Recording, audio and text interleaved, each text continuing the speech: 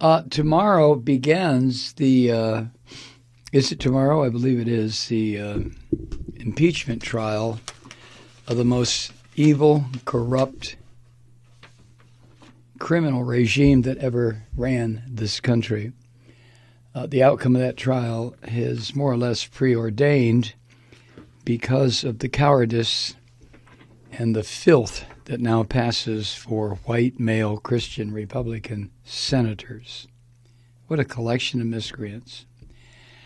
I don't get it, but it's not for me to get, is it? Jeff Flake, the former senator who retired last year, who just said fuck it and left for reasons that he made very clear at the time. He went on to become a fellow at Harvard University and a contributor to CBS News.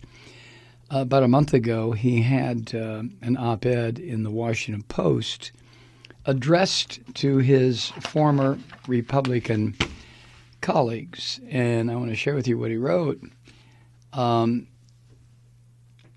He addresses it that way. To my former Senate Republican colleagues, I don't envy you. It might not be fair, but none of the successes, achievements, and triumphs you had in public office, whatever bills you passed, whatever hearings you chaired, constituents you have had the privilege of helping, none of that matters more than your actions in the coming months. President Trump is on trial, but in a very real sense, so are you. And so is the political party to which we belong. Now, let me digress. The reason I wanted to share this with you, it reflects or echoes or says essentially the same thing, although with more erudition, of course, than I. What I've been saying for quite some time, that the Republican Party has morphed into something evil. If you support evil, you are evil. There is no question that Donald Trump is an evil individual. Evil. He is criminal. He is a gangster. He is a liar. He's a cheat. He's a phony of the highest order. He debases the Christianity that he uses to lure these brain-dead fucking Christians in. But above and beyond everything else, this man is evil.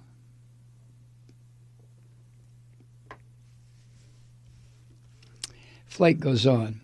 As we approach the time when you do your constitutional duty and weigh the evidence arrayed against the president, I urge you to remember who we are and when we are at our best. And I ask you to remember yourself at your most idealistic. Jeff, you show me an idealistic Republican and I'll show you a creature from a different time-space continuum. They don't exist anymore. You know that as well as I do, ex-senator. He goes on. We are conservatives. No, you're not. You're not conservatives in any sense of the word. Perhaps at one time, the Republican Party might have considered itself conservative in juxtaposition with the Democratic Party. But these are not conservatives. So, Jeff, sorry. Wrong appellation. You are not. The Republican Party is not populated by conservatives. Back to Jeff. The political impulses that compelled us all to enter public life were defined by sturdy pillars anchored deep in the American story. Think about that for a minute. Chief among these is a realistic view of power and of human nature, and a corresponding and healthy mistrust of concentrated and impervious executive power. Mindful of the base human instincts that we all possess, and I'll come back to that in a moment, the founders of our constitutional system designed its very architecture to curb excesses of power. Those curbs are especially important when the power is wielded by a president who denies reality itself and calls behavior not what it is, but rather calls it perfect. Personally, I've never met anyone whose behavior can be described as perfect. But so often has the president repeated this obvious lie that it has become a form of dogma in our party. And sure enough, as dogma demands, there are members of our party denying objective reality by repeating the line that, quote, the president did nothing wrong. My colleagues, the danger of an untruthful president is compounded when an equal branch of government follows that president off the cliff into the abyss of unreality and untruth.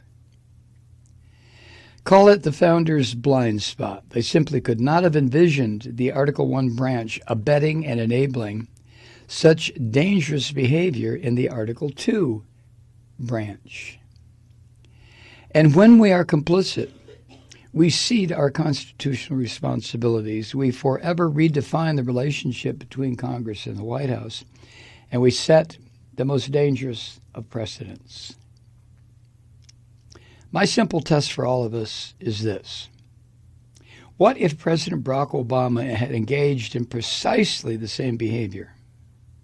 I know the answer to that question with certainty, and so do you.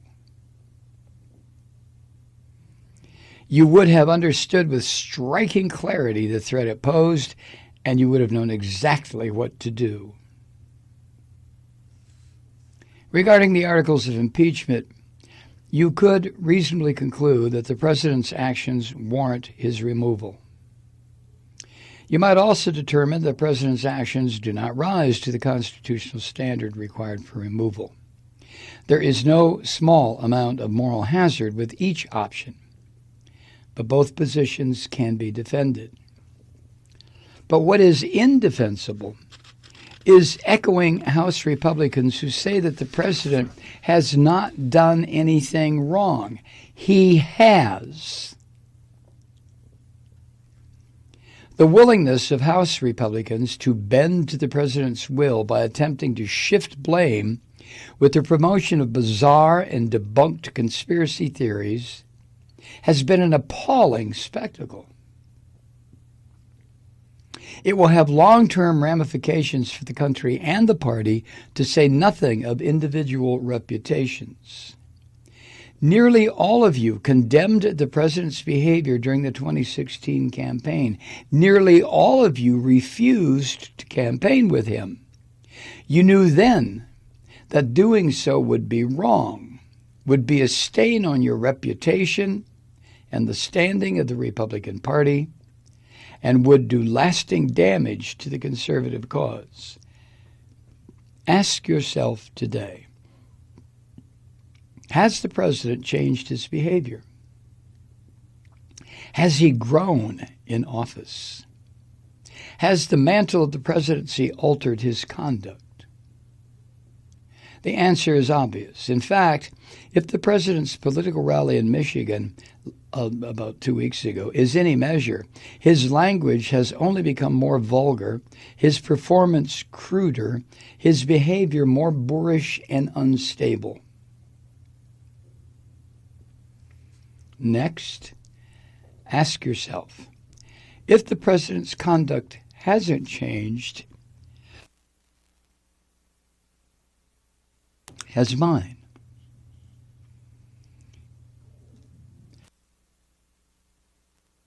Before President Trump came on the scene, would I have stood at a rally and cheered while supporters shouted, "Lock her up," or "Send them back"? Would I have laughed along while the president demeaned and ridiculed my colleagues? Would I have ever thought to warm up the crowd for the president by saying of the House Speaker, "It must suck to be that dumb"? As I said above, I don't envy you. You're on a big stage now. Please don't accept an alternate reality that would have us believe in things that obviously are not true, in the service of executive behavior that we never would have encouraged, and a theory of executive power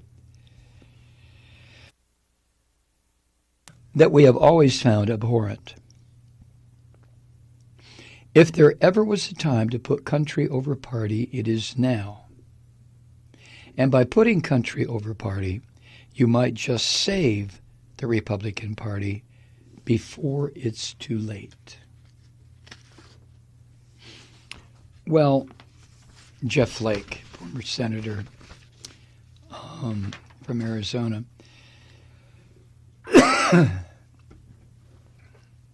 Jeff Flake's letter to his fellow Republicans in the Senate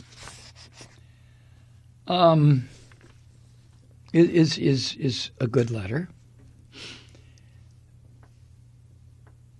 But I think Flake knew when he wrote it that it would fall on deaf ears. I think Jeff Flake knew, which is one of the reasons he decided to get as far away from the Republican Party as he possibly could. I think Jeff Flake knew that the so-called party of Lincoln was now the party of Satan. And it is. The Christians who all of a sudden have decided that they worship the prince of darkness. They worship lying, infidelity, immorality, unethical behavior, deceit. In other words, all of the so-called 10 Commandments that were given to Moses by the Hebrew God, the God that was stolen by both the Christians and the Muslims later on, all of the commandments supposedly handed down to a human being from a God, all of them have been shit upon by Donald Trump. And the Christians who support him the most ardently have willingly decided to worship evil. Hi, Truth Seekers. Mike Malloy here. As you know, we've switched formats and are now broadcast exclusively on the Progressive Voices Network. So that means you get fewer program interruptions, no corporate commercials, and lots of profanity. But our format change also means some of our radio listeners no longer hear the program. It's been a while since I mentioned our podcasts, so you may have forgotten that there is a way to listen to this program anytime you need a good dose of screaming. Visit MikeMalloy.com and subscribe to our podcasts.